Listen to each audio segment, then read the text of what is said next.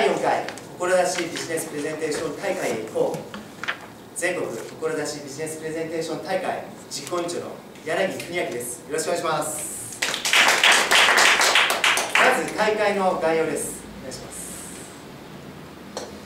10月16日日曜日朝10時半から4時まで東京の有楽町読売ホールで開催されます。チケットは4500円、メンバーの今日はメンバーの皆さんですから3500円になります。はい。で、私が実は去年、今年と、2年実行委員長やろうと決めたんですけども、なぜそれをやろうかと決めたかと言いますと、私は1969年東京に生まれました。で、うちの母は実は六本木で和食店をやってまして、その女将をやってたんですね。で、私が生まれた頃にはお店は3店舗になっていて、でほとんど店の方に出ている人でした。で、私はある意味、母親とそんなに接点がない中ででもそれでもすくすくと育っていて、でその中で大学から卒業して不動産会社に就職し、で入社5年目に父が倒れるんですね。なので戻ってきてほしいということで不動産会社エルフ商事というの会社を継ぎました。でその時に男性とか女性とかいろいろ入っている、ある意味大家さんみたいな仕事をやってるんですけども、それを女性専用のマンションに変えたりとか、建てたりとかしたんですね。でなぜ女性専用マンションかって言いますと、女性の方がきれいに使ってくれるとか、いろいろ理由はあるんですけども、私は人がリラックスして和んだり、そういうふうな空間を作るのが好きなんだなってその時気づきました。で今ではそういう形になってセキュリティとかね、内装とかをよく考えるようになって、おかげさまで空室もないような状況で今来ています。でそういう自分が2011年インドでイロハというスイーツショップを始めました。でなんでインドなんですかって言われるんですよく。でもそれは私がやりたいことはなごみコンサルティングという会社をやってるんですけども、そのお客様が和んだり癒されるその空間を提供したい、そういう思いでこの会社を作って、そしてその結果としてスイーツのお店なんですね。皆さんインドって行ったことはありますか？インドというのは実は日本人にとっては結構厳しい環境なんです。非常に乾燥してますし、また何でも手に入らないんです。食べ物はほぼインド料理です。日本料理もありますけど、なんちゃって日本料理ばっかりで全然ですね、住むのが本当に大変な時代だったんですね、この2011年。その中で私がそのスイーツをみんな食べたい、日本のものを食べたい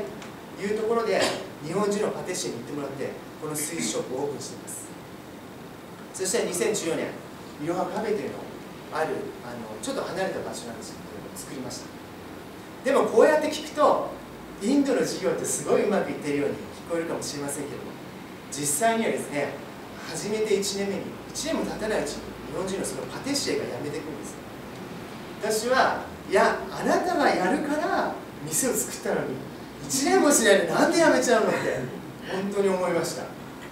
でもともとスイーツやりたかったわけじゃないんで辞めちゃおうかと言った時に、あるお客さんが私のところに来て「柳井さん、いろはやめないでください。いろはは私たちのオアシスなんです。だからいろはがなくなったら困るんです」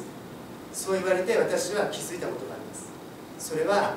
私がもちろんお店作ってやったんですけど、そのお店はすでにお客様のお店になってたんだ。だからこれはやめられないと思って私は必死になってパティシエを探して、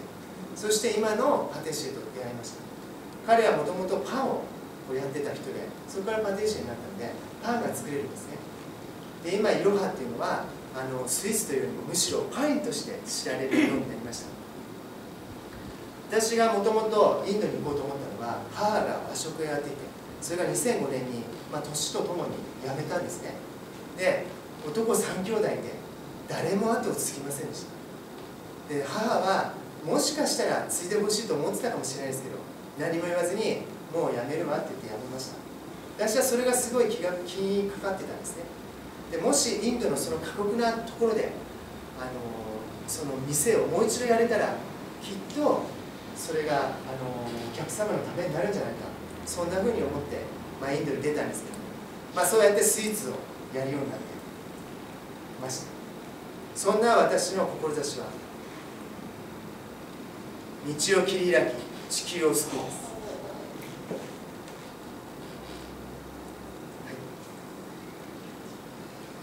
このことを言うのは私は本当に恐ろしいんです。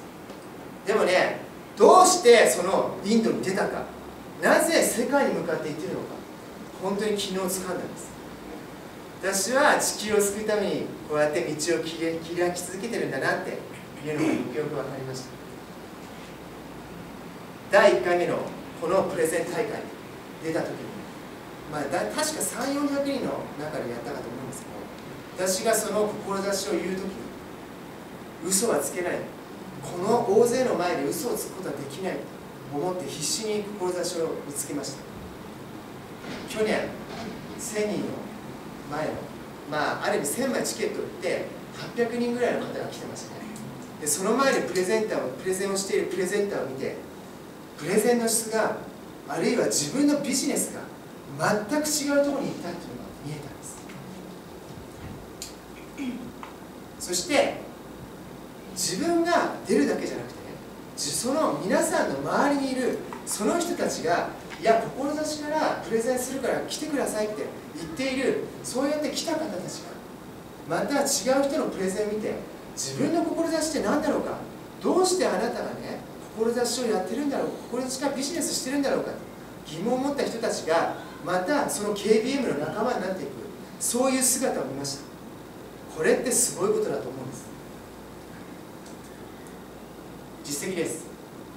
この宮下さんは去年優勝した方です。その視圧をしながら視圧学会を設立しました。そしてこのプレゼン大会に出ることで世界に視圧を広げたいって言ったら、なんと来年カナダで講演をするそうです。視圧師ですから英語も喋りません。今英語を猛勉強していると言ってました。ボンボンですね、そういう人がインドでスイーツショップを始めましたね。そしたらプレゼン大会ですよ、100年先まで続く店をやりたいって言っているんです。こんなことがこのプレゼン大会で起きています。志と向き合うってすごいなって思います。プレゼン大会の未来です。志ビジネスで世界にインパクトを与える、そんな未来を描いています。皆さん、バタフライエフェクトってご存知ですか？蝶々がひらひら南米でですねやっていると、中国で竜巻が起こっている、それを実証した科学者がいるんです。私たち一人一人は本当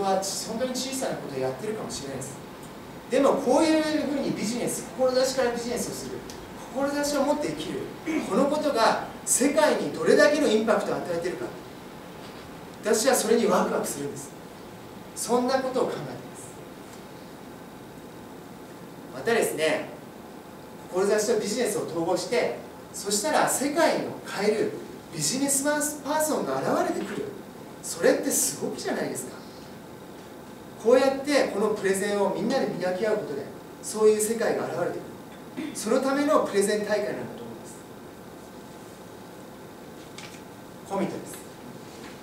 今年は1300枚のチケットを販売して1000人の来場者の前でプレゼンをしたいんです。今回京都湾からプレゼンターで新井さんが出ます。これすごいですね。この新井さんがプレゼンをするところにぜひ皆さん一緒に来てほしいんです。で一緒にこのプレゼン大会を盛り上げてほしいんです。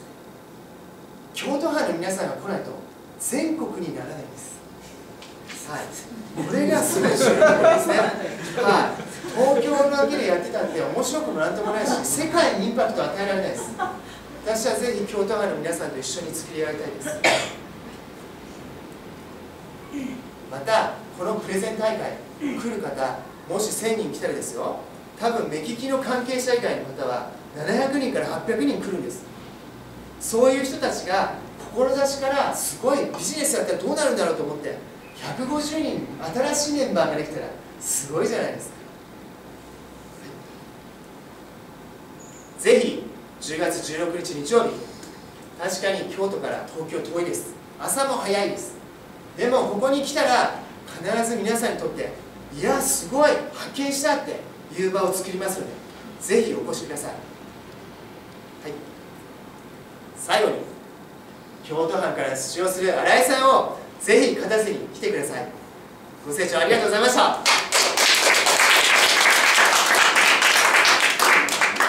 新井さんありがとうございました。では、はい、小室さん。さすが素晴らしいですね。昨日の夜の間になおさらだよね。写真はちゃんと持ってきてはったわけ。貼ってるわけ。貼りました。もうすごいな。今日はちゃんと統合しはってなんでインドへ行ったのかということもよくわかるし、そして何よりもやっぱり志を地球を救うというとこからやってるんだなって、それがもう本当に現れてる柳さんが見えたという、まあ、ぜひ私はすぐ行きますので、みんなで行きましょう。そして新井さんを応援に行ってね、やりたいと思います。ありがとうございました。ありがとうございました。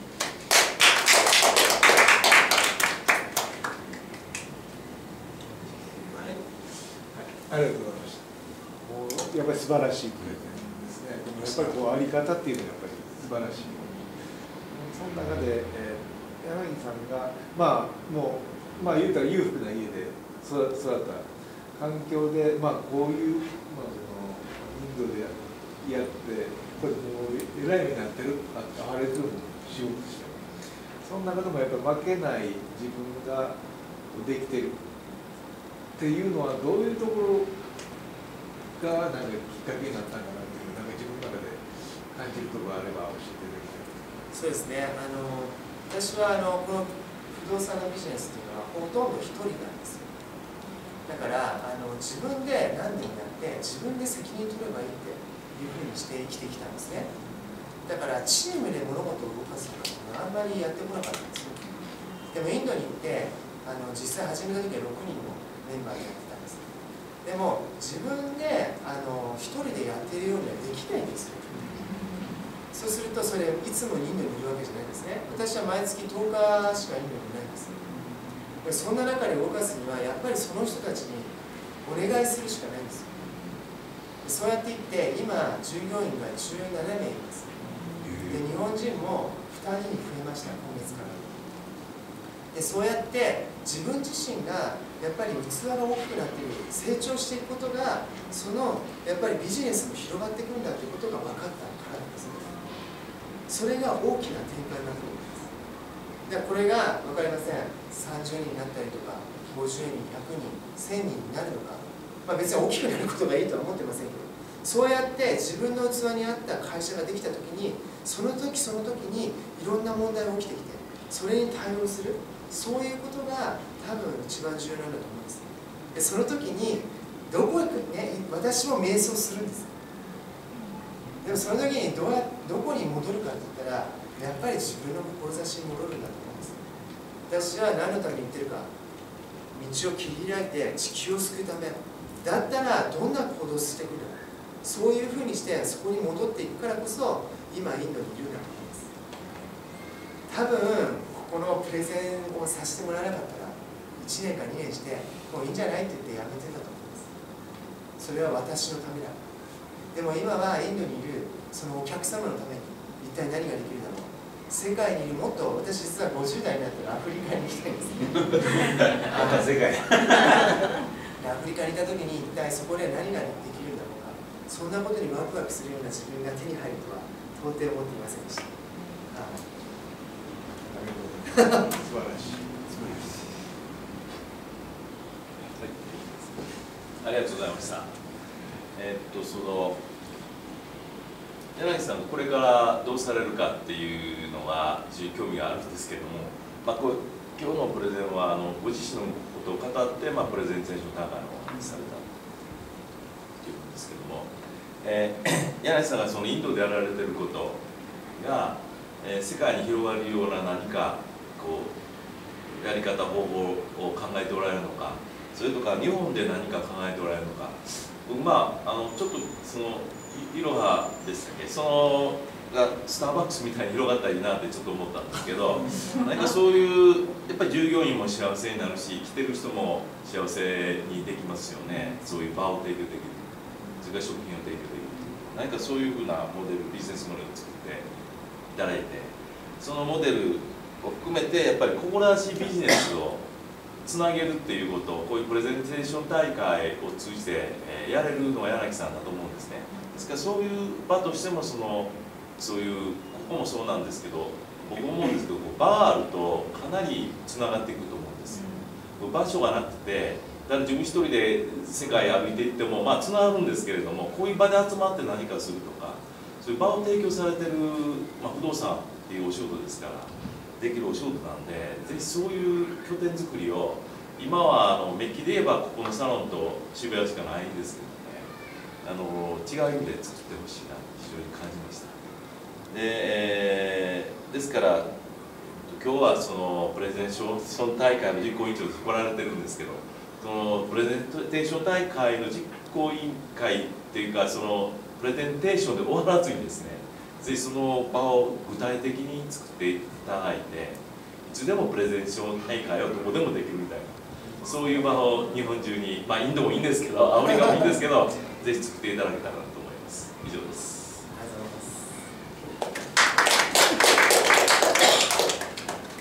私今度ぜひインドプレゼンやりたいですね。いつもここ来るときはこのプレゼン県外の実行委員長として来るんですけど、私のインドプレゼンをぜひさせていただきたいですね。はい、ぜひぜひ。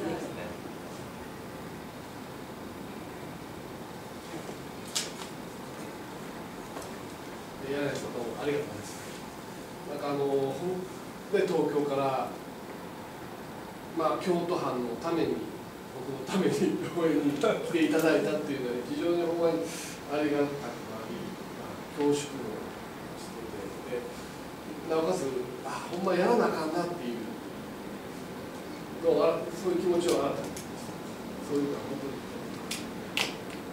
気脈というか、そういうところで一気に感じている新井でございます。そういう気持ちでちょっと願いなんですけど、いい大会にしましょう。はい、それです。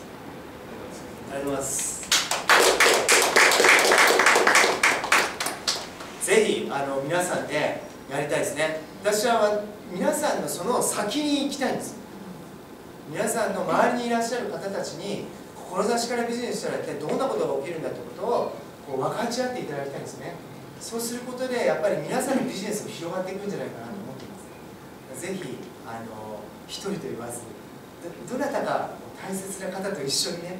来ていただけたら嬉しいですね。一ついいです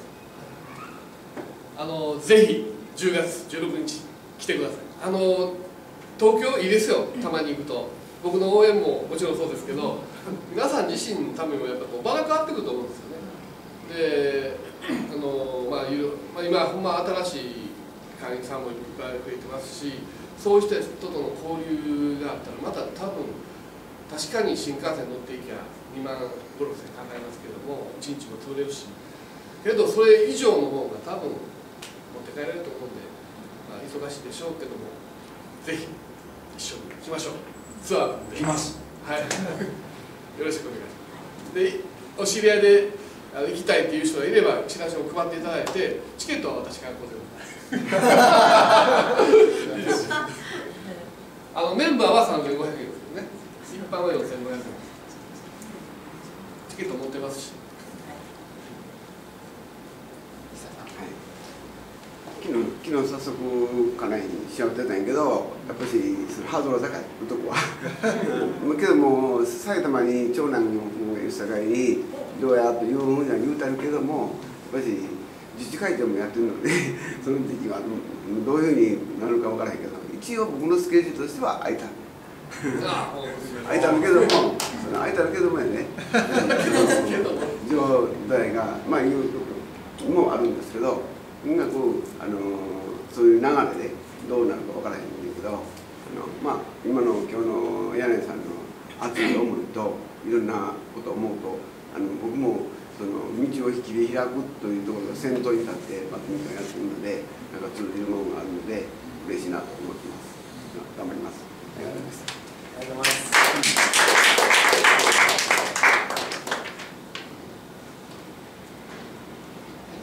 はい、ありがとうございました。素晴らしいプレゼンになってて、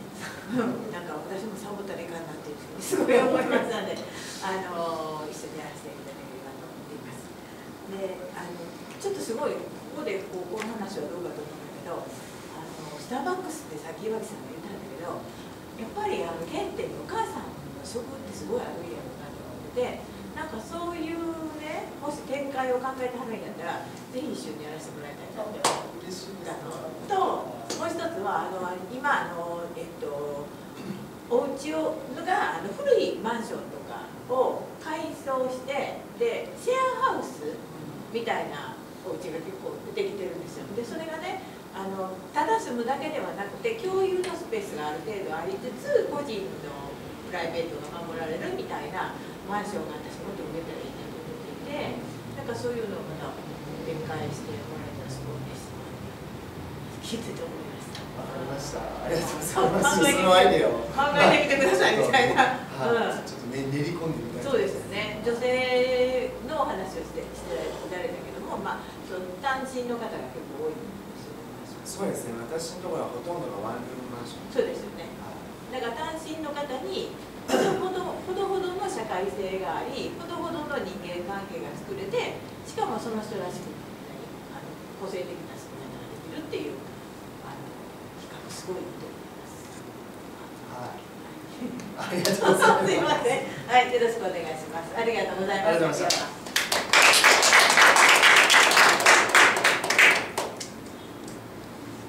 はい。素晴らしいことありがとうございました。地球を救うための道を切り開いていただいたはぁと思われたんですよ。イ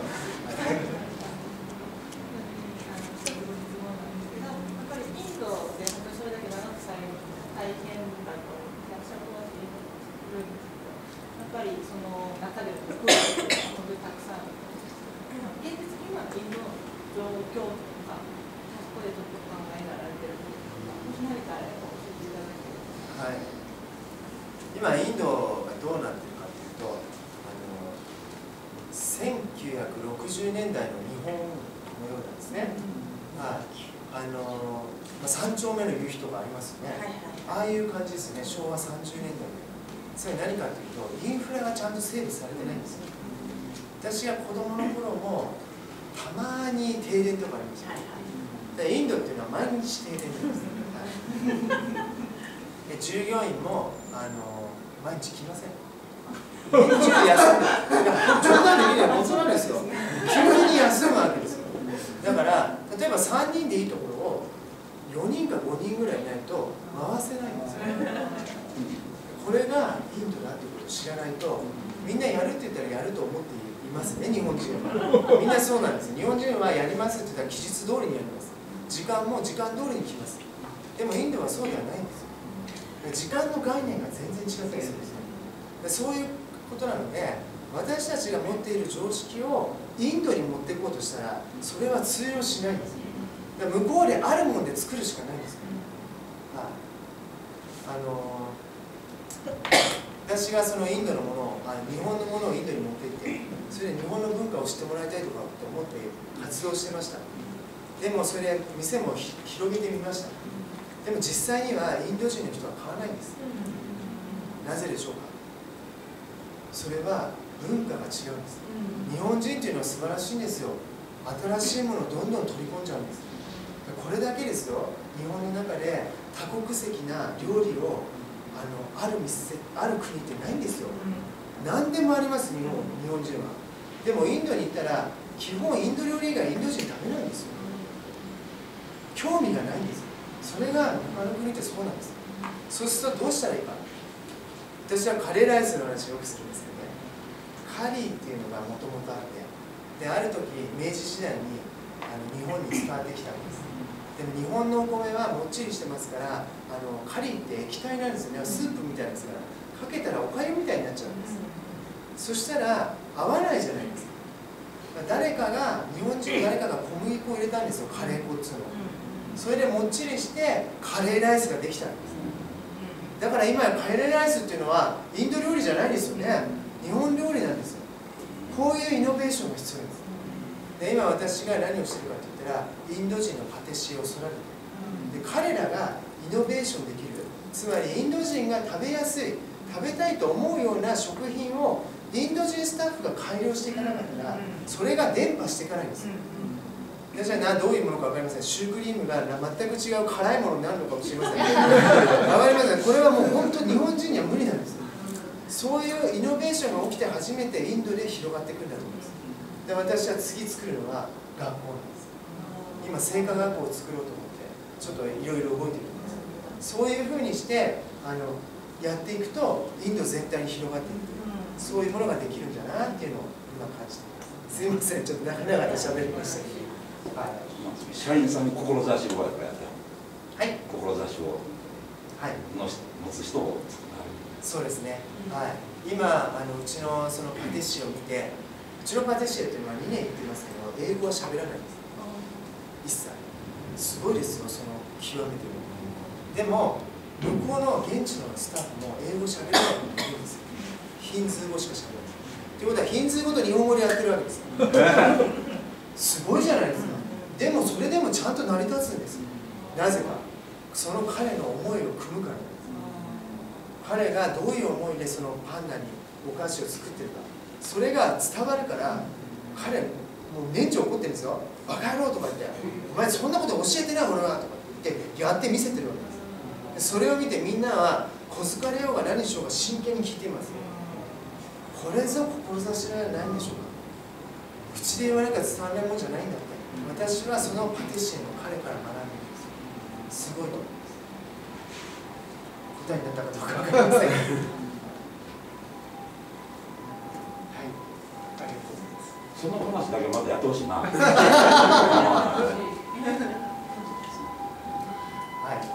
そうですね。どっか機会を作って、ぜひまた来たいと思います。ありがとうございます。はい、ありがとうございます。